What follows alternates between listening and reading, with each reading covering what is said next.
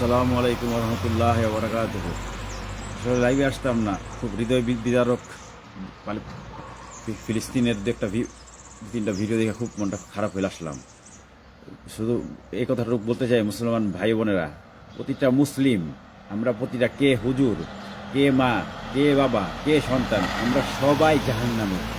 আমরা সবাই আজকে জাহান্নামী। মনে রাখেন, জাহান্নাম আমাদের জন্য অপেক্ষা করতেছে। ঠিক আছে, আপনি নামাজ কালাম হজ জাগাত যাই করেন, আপনি রোজা রাখেন, ইফতার বাড়ি করেন, আপনি যেই চারের বাড়ি করেন, খারাপ করতেছে। ঠিক আছে, প্রত্যেকটা মুসলিম জাহান্নামী। আমরা জাহান্নামে যাওয়ার জন্য তৈরি থাকেন প্রত্যেকটা।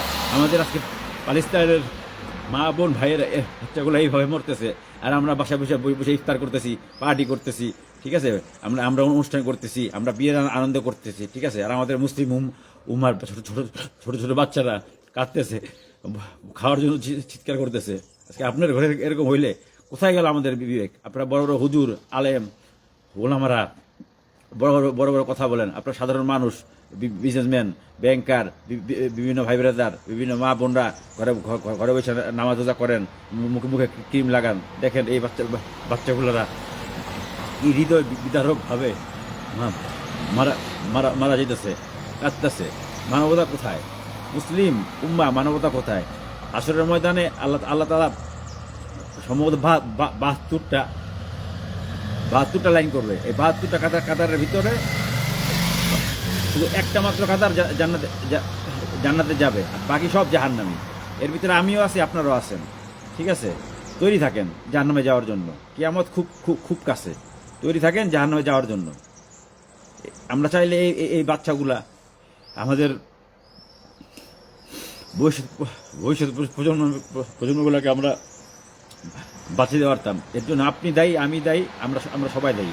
কে আপনি আলেম, কে আপনি ওলামা, কে আপনি কাবা শরীফের ইমাম, কে কোন কি? আল্লাহর কাছে কেউ কিছু না। মনে রাখেন, সময় হয়ে গেছে, সময় আসতেছে।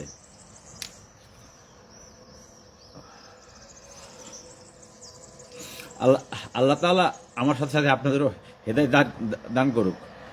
অন্তর থেকে তাদের জন্য দোয়া করেন, এবং যার যার সামর্থ্য আছে ততটুকু 1 টাকা 2 টাকা দেওয়া হইলেও তাদের সহযোগিতা করেন। Buongiorno amici, mi sento vergognoso come un musulmano.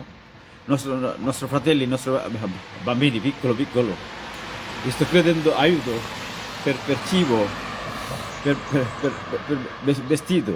Io sono un musulmano, religione islamo, mi sento vergognoso essere un musulmano. Non posso aiutare i nostri bambini, non posso aiutare i nostri bambini. Mi sento vergognoso come musulmano.